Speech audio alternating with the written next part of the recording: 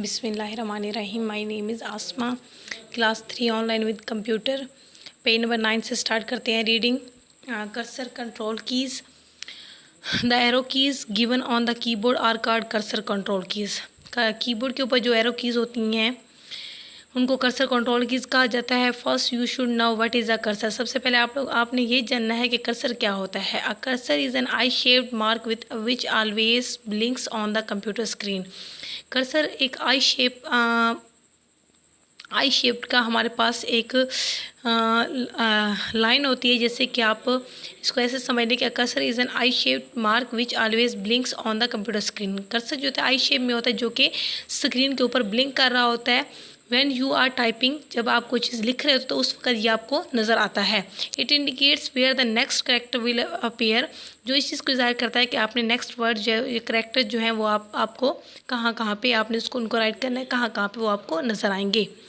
So these cursor keys are used to move the cursor in any direction। तो ये जो cursor keys होती हैं, ये कर्सर को किसी भी डायरेक्शन में, किसी भी सिमत में मूव करवाने के लिए इस्तेमाल होती हैं। 4 cursor keys are there on the keyboard. Keyboard के ऊपर 4 कर्सर कीज़ होती हैं फॉर डिफरेंट डायरेक्शंस, मुख्तलिफ डायरेक्शंस के लिए। Up down left and right, ऊपर नीचे, लेफ़्ट एंड राइट। ये हमारे पास 4 कर्सर कीज़ होती हैं जो कर्सर को किसी भी डायरेक्शन मूव करवाने के लिए इस्तेमाल होती हैं। इफ़ यू प्रेस एनी की, अगर आप इनमें से कोई भी की प्रेस करेंगे, the cursor will move in the same direction.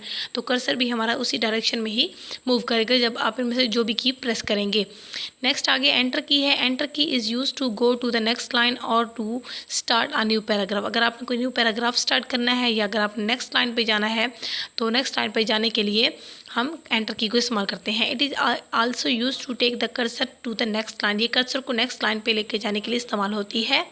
उसके बाद डिलीट की है। Delete key is use to erase your mistakes that you make while typing on a computer. जब आप कंप्यूटर पे कोई चीज़ टाइप कर रहे होते हैं और उस दौरान अगर आपसे कोई मिस्टेक हो जाती है तो उस मिस्टेक को मिटाने के लिए हम डिलीट की को इस्तेमाल करते हैं।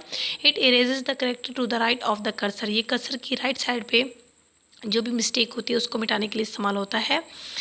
उसके बाद हमारे पास बैक स्पेस की है। It has an arrow printed on it. इसके ऊपर आपको एक एरो सा बना हुआ नज़र आएगा। Suppose when you are typing on the computer, जब आप कंप्यूटर पर कोई चीज़ लिख रहे होती हैं, and if you have typed a wrong letter और लेफ्ट आ लेटर, या अगर आपने कोई लेटर गलत लिख दिया है या कोई लेटर आप लिखना आपने कोई लेटर जो था उसको लिखना नहीं लिखा, उसको छोड़ दिया था, then you can use the backspace key. तो इस दौरान आप क्या कर सकते हैं, बैक स्पेस की को इस्तेमाल कर सकते हैं।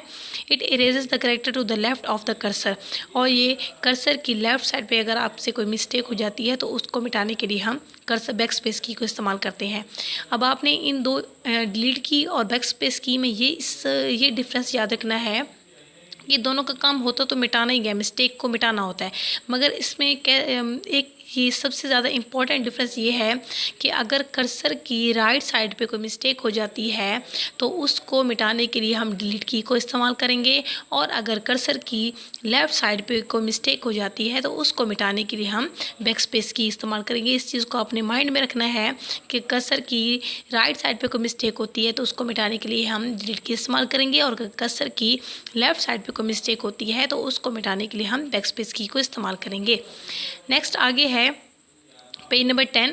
फॉर एग्जाम्पल, यहाँ पर उन्होंने बैक स्पेस की के एग्जाम्पल दी है कि for example you are typing a sentence, कि आपने एक सेंटेंस लिखना है। माई नेम इज़ हमज़ा, कि मेरा नाम हमज़ा है, and by mistake you have typed it as my name is Hamza, यानी कि आपने उसके साथ एक कॉमा और एस डाल दिया है। ठीक है, हमज़ाज आपने उसको कर दिया है तो आपसे ये मिस्टेक हो गई, यानी कि आपने उसके साथ comma and s is extra, यानी कि आपने उसको एक्स्ट्रा लिख दिया है।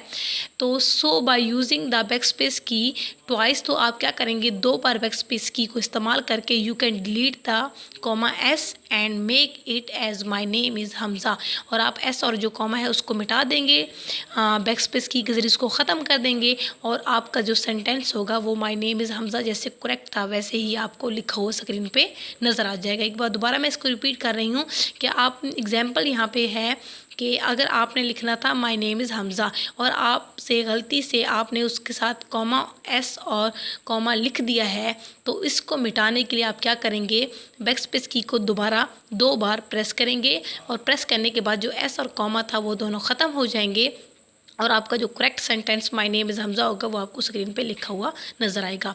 आज की रीडिंग यहीं तक कंप्लीट है। कल इंशाल्लाह हम माउस जो हमारा नेक्स्ट टॉपिक है उसको हम कल पढ़ेंगे।